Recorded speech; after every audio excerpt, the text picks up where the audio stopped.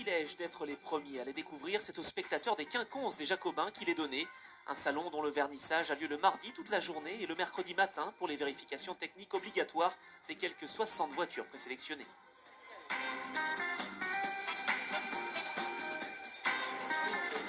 Une fois encore, Porsche est venu en force, mais les Ford, celles de Jean Rondeau et de Jean-Pierre Josso par exemple, ou celles d'Henri Pescarolo ou de Jean Ragnotti qui portera le numéro 12, ont également des prétentions à la victoire. Avec les Chevrolet, les VM Peugeot et les Aston Martin, elles appartiennent au groupe C. Pour ces prototypes, pas de cylindrée imposée, mais des normes très précises. Poids minimal 800 kg, réservoir de 100 litres maximum, des cotes rigoureuses concernant les portières, le pare-brise, l'habitacle, les roues. Bref, une réglementation à respecter scrupuleusement, sous peine d'élimination.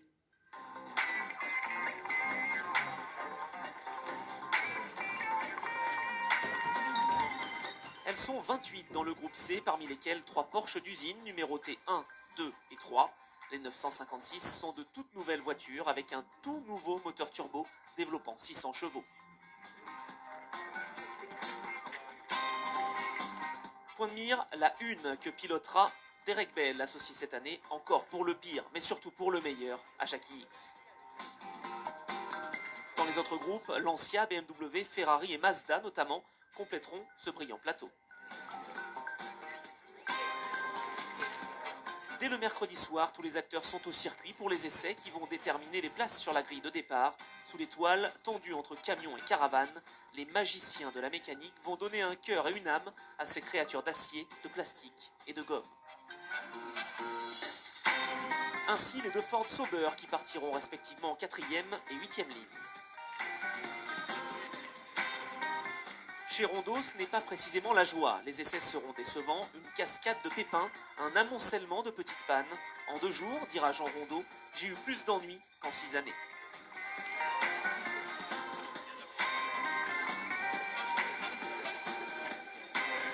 En revanche, pour les 956 officiels, tout va bien. La 1 et la 2 seront les plus rapides aux essais.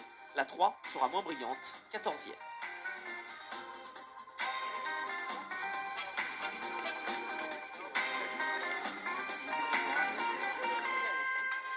Il fait un temps splendide le samedi 19 juin, alors que les bolides encore silencieux attendent paisiblement l'heure du départ. Pour l'instant, le Mans se penche sur son passé. Le ministre des Sports, Madame Edwige Avis, qui a fait la connaissance de Jackie X, va assister en compagnie du président Gouloumès à la présentation des Bentley et autres glorieuses machines qui animèrent les 49 précédentes éditions des 24 heures. Cette épreuve 1982 des 24 heures est en effet la 50e. Et comment célébrer cette 50e, sinon en mesurant sur le terrain le chemin parcouru depuis plus d'un demi-siècle, exactement en 59 années, puisque c'est en 1923 qu'eurent lieu les premières 24 heures du Mans.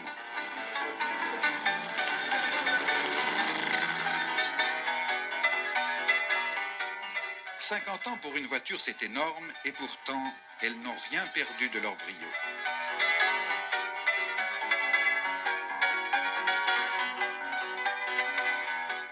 Des témoins de cette époque héroïque, il en reste peu. Nous en avons retrouvé un, M. Delgove, un Manceau. Je garde un souvenir très intense, particulièrement intense, des premières 24 heures, de celle de 1923, et celle de 1924, 25, etc., et particulièrement de celle de 1927, qui avait été gagnée par Davis sur une Bentley, qui était arrivé, c'est effroyable, mésaventure, de rentrer dans un peloton de voitures déjà accidentées, et de passer au travers, et de terminer la course quand même avec sa voiture un peu ébréchée, avec un phare en moins, avec sa direction faussée, mais qui néanmoins a gagné la course. Pour célébrer cette 50e édition, l'Automobile Club de l'Ouest avait lancé des invitations à tous les survivants de l'épopée initiale. Quelques-uns avaient fait le déplacement, notamment M. Martin, qui avait couru ici il y a exactement 50 ans. En 1932, ma foi, sur une petite amilcar de 1100 cm3, j'ai pris part à cette course, qui était assez difficile, même très dure, puisque à l'arrivée, nous sommes un nombre restreint par des difficultés de chaleur, difficultés de tout. Et ma foi, En première catégorie, les voitures très fortes, c'est Chinetti sur Ferrari qui a donc gagné, le général. Luigi Chinetti, 12 participations, 3 victoires au Mans, et il y revient avec plaisir. Avec la différence des années, mais l'âme des 24 heures est toujours pareille. Quand j'ai réfléchi bien, c'est plus moderne, il y a 2 générations passées, mais je retrouve le même esprit parmi soit les concurrents, les spectateurs. Par contre, dans d'autres pays, il y a d'autres courses pas identiques à ceci, et c'est changé vraiment. C'est pas pareil, ça m'intéresse pas d'y aller. Et ici, je retrouve l'ambiance de l'époque. Les voitures sont plus modernes, les pilotes sont plus techniques, c'est des ingénieurs aussi.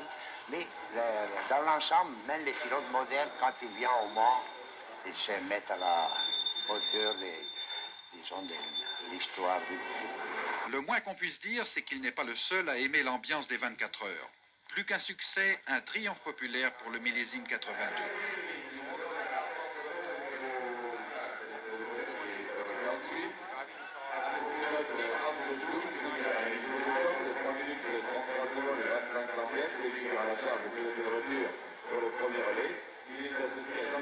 Les 2 Porsche d'usine numéro 1 et 2 en première ligne, la Porsche 936 de Volek et la Lancia d'Alboreto en deuxième ligne, les Ford Rondo sont loin derrière, ne nous étendrons pas sur le sujet. En revanche,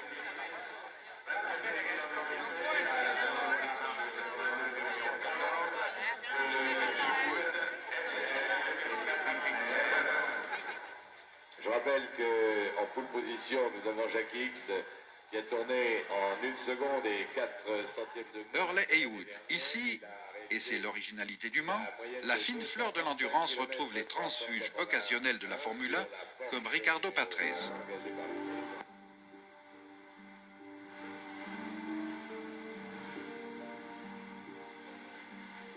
– 15h50, moteur.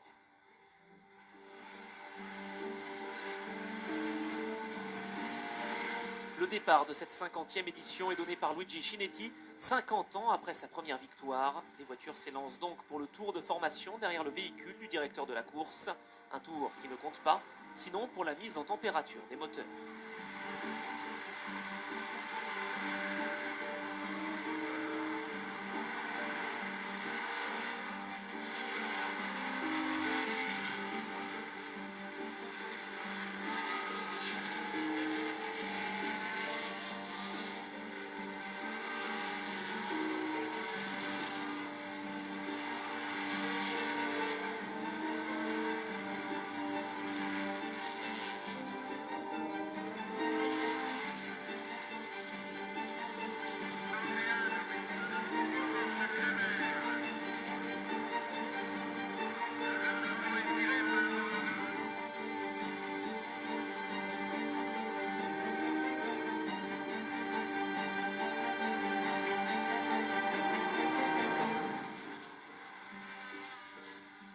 Scénario désormais immuable, la voiture de tête s'engouffre dans la voie des stands et le départ de cette 50e édition va être officiellement donné.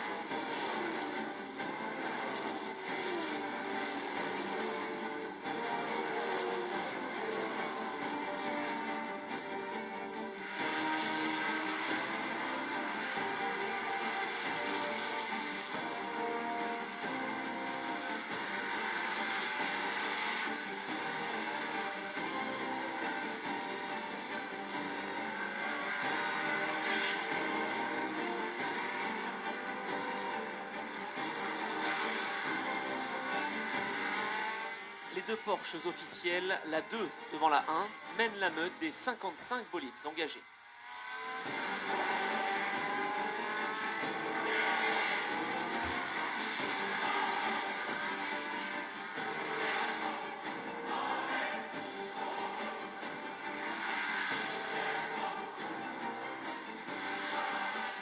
À l'issue du premier tour, Mas devant X et Volek. Ça va vite, mais sans excès car le nouveau règlement est draconien quant à la consommation. Les réservoirs n'excèdent pas 100 litres.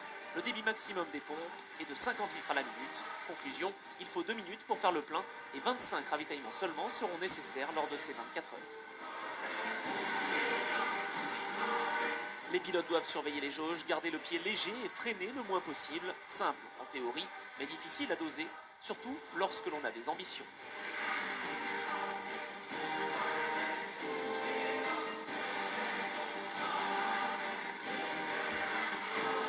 Les rondeaux Ford conservent une certaine marge de sécurité comme la Porsche de Volek, mais les 3 Porsche d'usine ne calculent pas. La consommation moyenne idéale est légèrement dépassée. Si elle continue ainsi, ce sera la panne sèche dans la dernière heure. Prudence donc.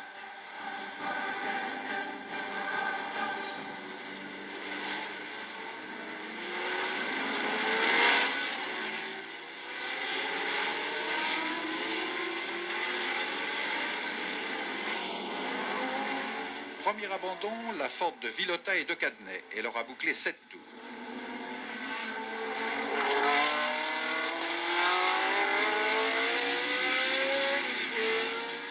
Ici, la Ford Sauber de Stuck et de VM Peugeot. Et au commandement tour à tour X-Bell, Mas Schupan, la Ford de Winkelhock et même la Rondeau Ford de Migo Espis.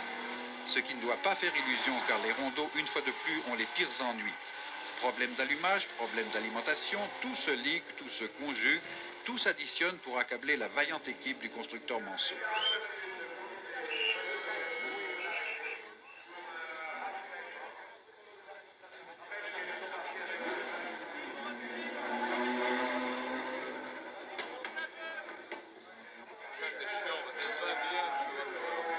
Petite satisfaction, Jean Ragnotti et Jean Rondeau auront établi le record du Tour 82, le 69e, bouclé à 226 de moyenne. La 16, c'est la Ford Lola de Edwards et Keegan qui a bouclé son meilleur tour à 225.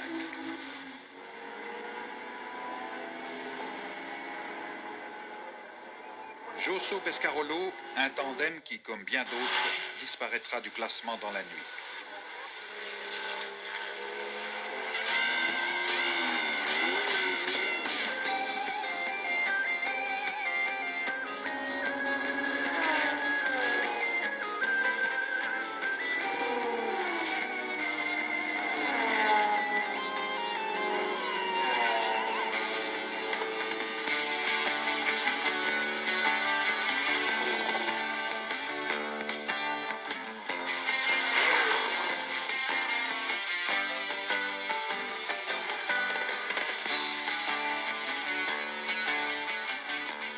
Mas Schupan sont pour l'instant 4e, on serait tenté de dire 4e seulement, tant les 956 d'usine paraissent d'une fiabilité à toute épreuve.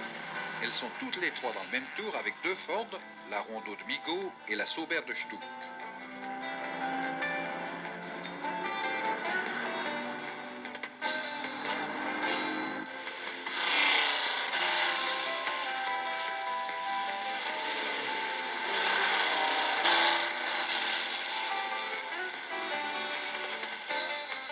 Très réussie cette Porsche 956, elle sera d'ailleurs élue plus belle voiture de la course.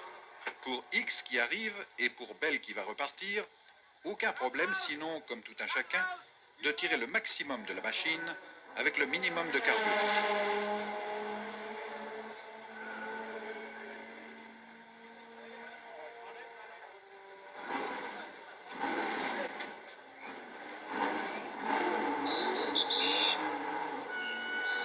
Un instant en tête, la Ford C100 de Surer et Ludwig aura brillé pendant 5 heures. À 22h20, elle abandonnera, panne de circuit électrique.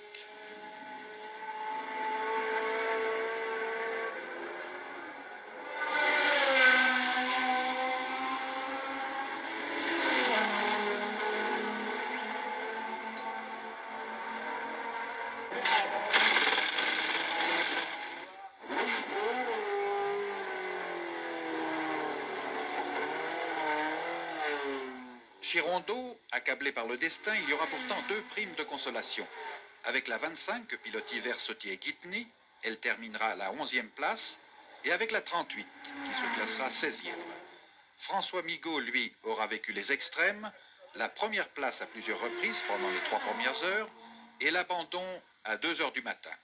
Ennuis électriques encore une fois.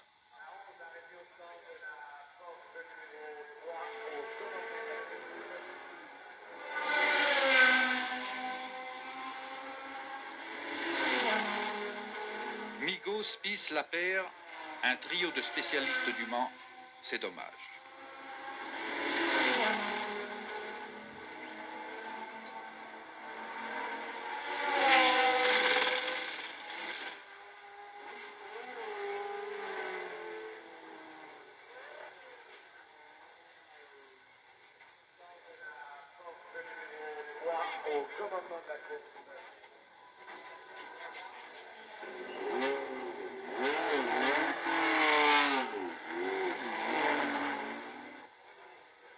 Les Lancia non plus ne seront pas à la fête. Sur l'autre voiture, Stomlen abandonnera peu après minuit, moteur out.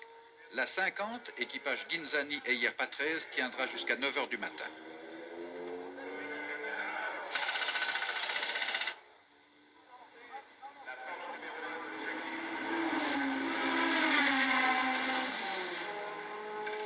Ricardo Patrese, vous valez mieux que cela, il faudra revenir au Mans.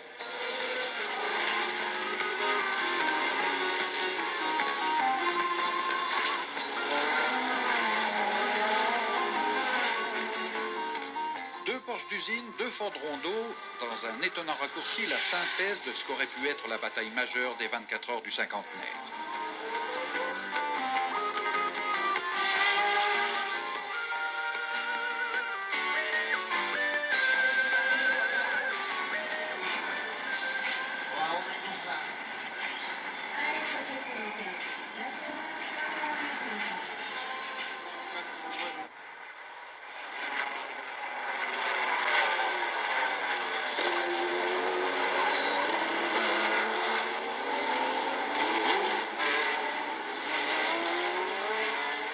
L'opposition, c'est de la 4 qu'elle va venir. La Porsche 936 de Belgatim, préparée par Jost, est confiée à Bob Volek et aux frères Martin.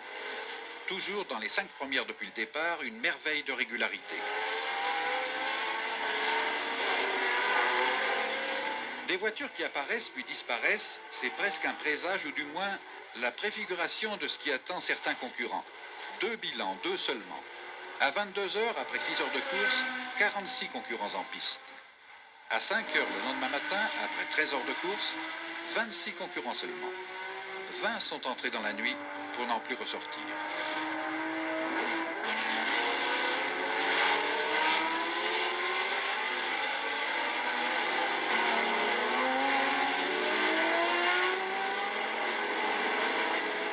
Champ du Cygne pour la 12, qu'ont piloté 3 tours Rondeau, Ragnotti et Pescarolo.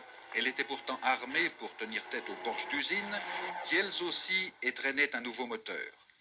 Un jour sans doute, le 3 litres 9 Ford Cosworth Special Endurance, et surtout son capteur d'allumage, deviendra fiable, comme l'est déjà le nouveau 3 litres 7 turbo des Porsche d'usine. Une cause minuscule, des effets catastrophiques.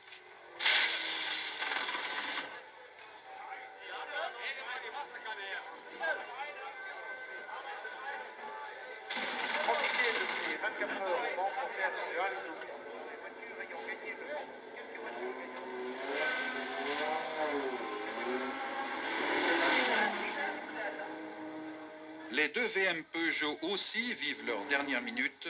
Elles auront tenu une dizaine d'heures.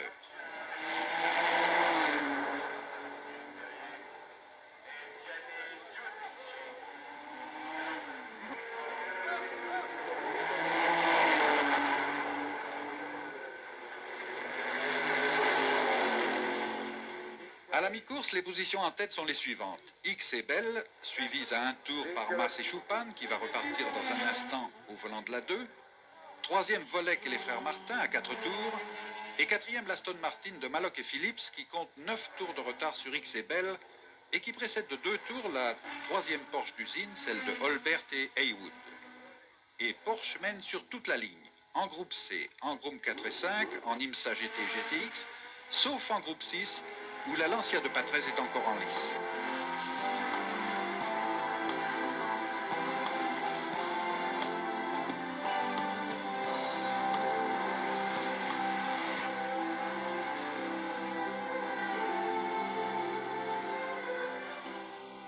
Fugitivement, on aperçoit l'une des deux rondeaux, toujours en piste. Le public refait surface, du moins celui qui est là depuis le samedi matin et qui aura donc investi le circuit durant une trentaine d'heures.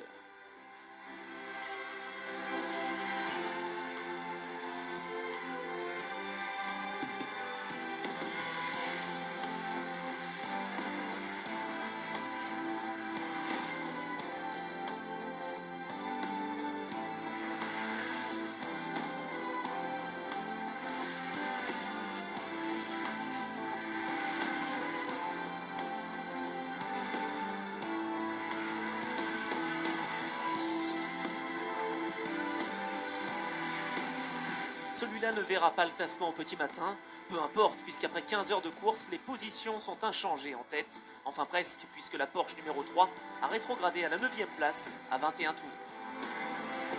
La cause est simple, un changement d'arbre de roue arrière gauche qui aura coûté 1h10 à l'équipage Heywood, Holbert, Bart.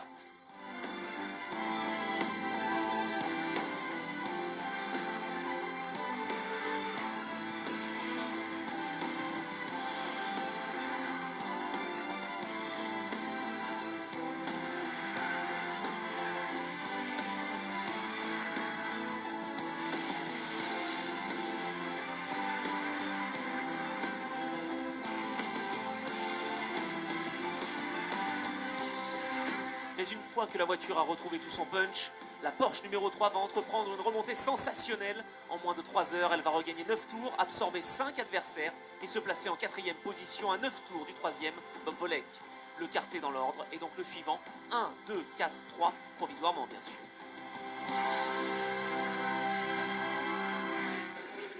D'un côté, la confiance, la sérénité, même si Derek Bell et Jackie Hicks doivent redoubler de prudence pour ne pas surconsommer. De l'autre, le découragement, la rancœur même. À chaud, au terme d'une nuit agitée, Jean Rondeau fait le point. Nous avons la sensation amère d'avoir été trahis par nos moteurs.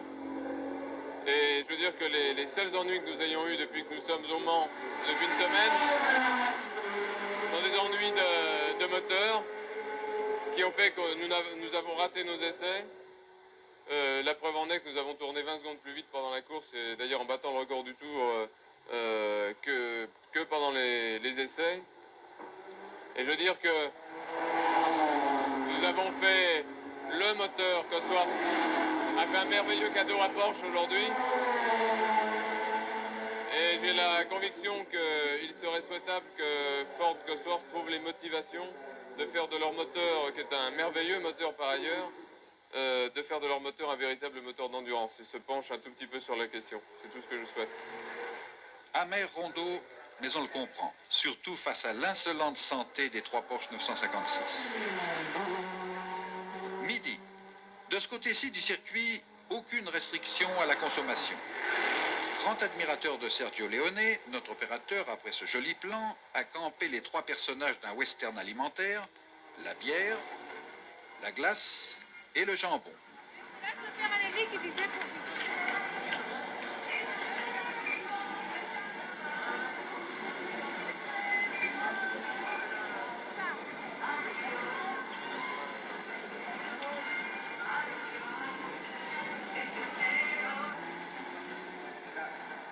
Ce pourrait être une image d'anticipation, celle des 48 heures du Mans après 46 heures de course. Ce n'est que le fait du hasard, les autres étant regroupés ailleurs. 20 voitures sur 13 km 626, cela fait tout de même théoriquement une voiture tous les 681 mètres. Une seule pourtant monopolise l'attention.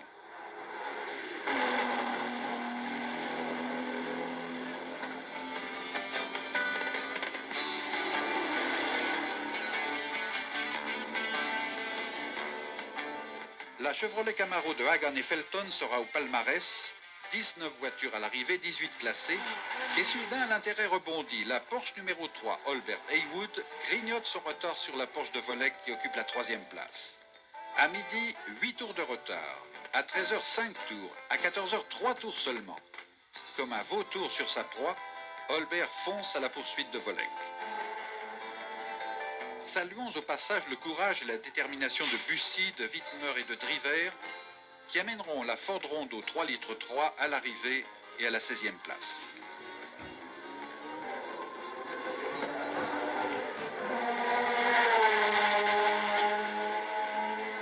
fait, pourtant, ce n'est pas une promenade de santé.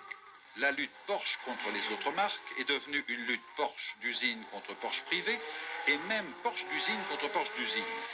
Et XPEL n'ont que 2 tours d'avance sur Maschupan.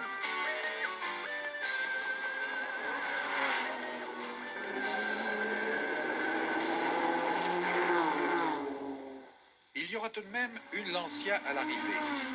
Une Lancia, une Chevrolet, une BMW, une Mazda, une Aston Martin, 2 Ferrari, 2 Ford Rondo et 9 Porsche, dont 5 aux 5 premières places. Dernier ravitaillement pour la Porsche de tête, c'est Derek Bell qui bouclera la 24e heure. Et c'est quelques minutes plus tard qu'on apprendra l'abandon de Volek quelque part sur le circuit. Du coup, le triomphe des Porsche officiels devient complet. Elles prennent les 3 premières places.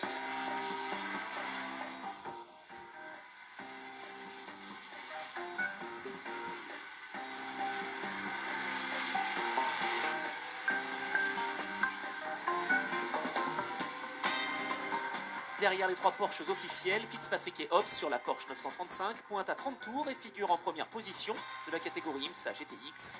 La 78, une Porsche encore, va se classer 5e à 34 tours.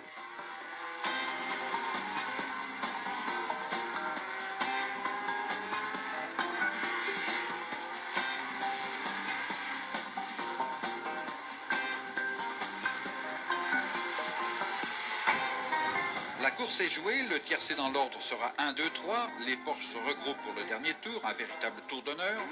Pour Bell et X, 4900 km au compteur, à 204 de moyenne.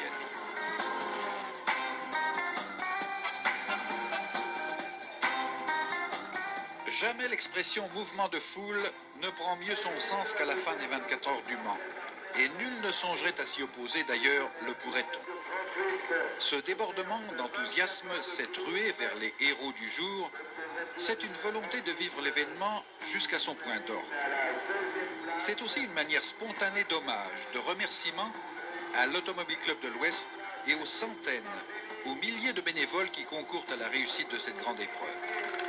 Hommage et remerciement aussi à cette association, l'ACO, sans but lucratif, mais dont les activités qu'elle induit représentent un chiffre d'affaires de 450 millions de francs, ce qui correspond au travail de 8000 personnes. Une activité économique capitale donc pour la région, pour la nation, mais aussi une croisade permanente pour ce luxe d'autrefois devenu nécessité d'aujourd'hui, l'automobile.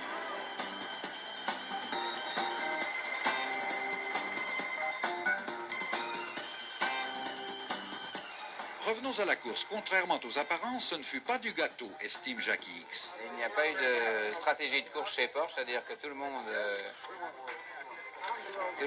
chez nous a fait exactement ce qu'il voulait. Donc la voiture numéro 2 a toujours été un concurrent direct pour nous. Et par conséquent, ça a été dur. Ensuite, il y a eu le problème de la consommation.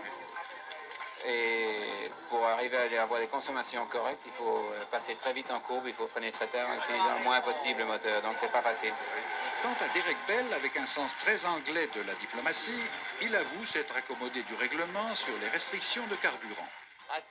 Je pense que l'idée de ce règlement est bonne pour empêcher la construction de moteurs gigantesques. Mais ceci dit, il est beaucoup trop strict pour le moment et nous devons prendre en compte le public. Les gens viennent regarder la course, ils ne veulent pas voir un concours d'éco-conduite, mais une course automobile. Je pense que nous devons modifier le règlement pour satisfaire le public et pas pour satisfaire des règlements.